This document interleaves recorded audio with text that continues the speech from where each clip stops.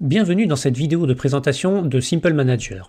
Je vous propose de faire un tour d'horizon rapide des fonctionnalités de la web app. L'idée n'est pas d'aller dans le détail, mais de voir globalement comment ça marche. Simple Manager peut soit être utilisé en ligne sur simplemanager.fr, soit chez soi, si vous décidez d'installer l'application sur votre propre serveur. La première chose à faire est de créer un compte, donc on clique sur le bouton correspondant. Au passage, l'interface de Simple Manager a été pensée pour être multiplateforme. C'est-à-dire que toutes les pages vont s'adapter à votre périphérique, qu'il soit un ordinateur, une tablette ou un smartphone. On va appeler notre utilisateur John Doe au passage, il aura un email fictif pour la démonstration, on donne un mot de passe, on approuve les conditions qui sont simplement la licence libre AGPL, et je devrais recevoir un email pour confirmation. J'ai juste à cliquer sur le lien, mettre mon mot de passe, et voilà, je suis logué. Maintenant, nous allons suivre le guide car je vais devoir remplir un certain nombre d'informations essentielles. Mon entreprise est une URL qui se nomme FlowerTech par exemple. Je lui mets une adresse au hasard, un code postal, une ville et un téléphone. Alors par défaut, Simple Manager m'affiche uniquement les champs essentiels. Mais si je veux, je peux cliquer sur plus d'options pour saisir davantage d'informations. Par exemple, un slogan, le numéro 1 de la fleur artificielle. Et on va mettre aussi un site internet. Voilà. On peut fermer le plus d'options et valider. On peut aussi mettre notre logo. J'ai emprunté celui de Latexila pour la présentation. Et vous pouvez remarquer que Simple Manager va chercher la couleur dominante de notre logo. Une couleur extraite dans la mesure où elle se distingue bien du noir et du blanc pour apporter une couleur à nos documents. On me félicite, on me demande de remplir mes paramètres. Alors sur cette page, ce qui est important, c'est le premier onglet. Si je valide sans remplir, je vois qu'il me met des warnings, comme quoi le RCS et le SIRET sont obligatoires sur les factures quand on est une URL.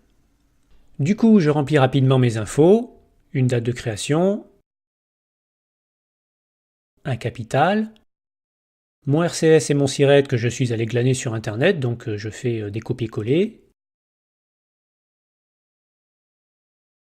une TVA intracommunautaire, un code APE, et si je veux faire apparaître mes coordonnées bancaires sur mes factures, je peux aussi remplir l'IBAN, le titulaire, la domiciliation,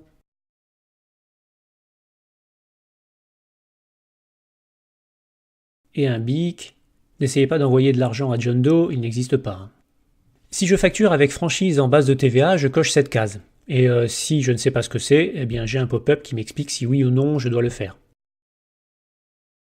Je mets à jour et tout est OK. Après ça, on me demande de compléter mon compte. Je suis un monsieur, un gérant, avec un téléphone portable. Et pour pouvoir créer des factures, il me faut au moins un client. Donc je suis invité à le faire. Je peux aussi cliquer sur client dans le menu. Et là, je peux ajouter mon client. On va l'appeler Léa Gomez. J'enregistre. Et comme vous pouvez le voir, il y a un warning. Simple Manager fait des contrôles d'intégrité sur mes saisies. Ici, je dois spécifier un email parce que je ne peux pas envoyer de documents si mon client n'a pas d'email, et une adresse postale parce que c'est obligatoire sur les factures en France. Donc on le fait, il me propose directement de saisir mon email, puis mon adresse de facturation qui sera aussi l'adresse de livraison. Voilà, tout est OK. Maintenant, pourquoi pas mettre des produits? On va proposer une rose, couleur rouge, à 12 €, une rose, couleur bleue, à 23,40 €, une tulipe à 13 €, et ça ira. On peut à présent créer un document, par exemple un devis. Je spécifie mon destinataire, puis les produits qu'il veut acheter. Je peux proposer des quantités, éventuellement des informations spécifiques pour chaque produit, comme par exemple une remise, et je regarde ce que ça donne. Vous voyez que le document produit est plutôt correct, avec une en-tête, les coordonnées de mon client au niveau de la fenêtre de l'enveloppe, la liste des produits, les totaux et toutes les informations nécessaires pour que mon devis soit conforme à la législation. Je suis content, je clique sur Retour et j'enregistre. Il apparaît comme brouillon, on va l'envoyer au destinataire. Pour ça, je peux utiliser plusieurs modèles de mail, mais je laisse celui par défaut, et voilà, il apparaît comme envoyé. Si je regarde dans la boîte mail de mon client, il a reçu un message avec des liens permettant de consulter le devis. Ces documents ne sont pas directement envoyés dans sa boîte mail à cause des contraintes de traçabilité de la législation française. Mon client a accès à un espace dans lequel il peut consulter ses documents. Je vois ici son devis, que je peux lire, et il peut aussi modifier ses informations s'il voit que j'ai fait des erreurs. Il va par exemple saisir sa société et mettre à jour. Je me déconnecte et je reviens sur mon interface. Je vois que j'ai des notifications. Il s'agit de la confirmation que mon client a lu son devis et mis à jour ses informations. Je reviens dans la liste des devis. Je vois que le devis a été lu et on peut par exemple le définir comme résolu s'il est OK. Au passage, si je regarde le détail de mon devis, je vois qu'il y a plein d'informations et une section historique des actions. Chaque document est lié à son historique de manière à garantir sa traçabilité, ce qui, encore une fois, est une volonté de la législation. On revient sur la liste et on peut créer une facture à partir de notre devis. J'enregistre directement, on regarde ce que ça donne en faisant aperçu ou télécharger, et je vois bien que le nom de la société a été corrigé, que les produits sont bien les mêmes que dans le devis initial et que tout est OK. Je peux lui envoyer la facture de la même manière et ainsi de suite. Mon client, je peux aussi lui envoyer des courriers, par exemple une lettre de bienvenue. Je le sélectionne dans la liste, je mets un objet, un contenu, je regarde ce que ça donne,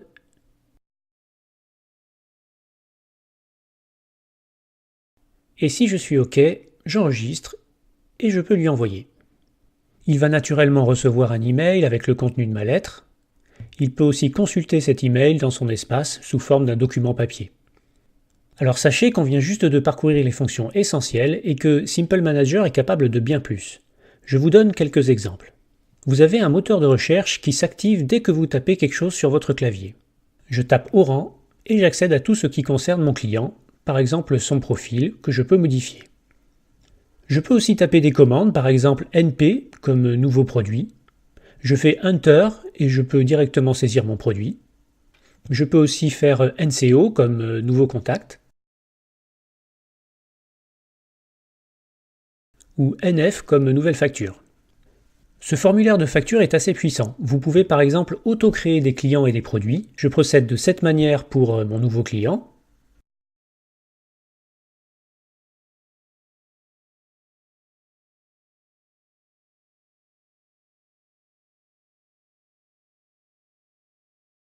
Et pour les produits, j'ai juste à taper un nom qui n'existe pas. Il me demande un prix, et ainsi de suite. Je peux aussi en créer plusieurs de cette manière. Et voilà le résultat. En un seul formulaire, j'ai créé une facture complète.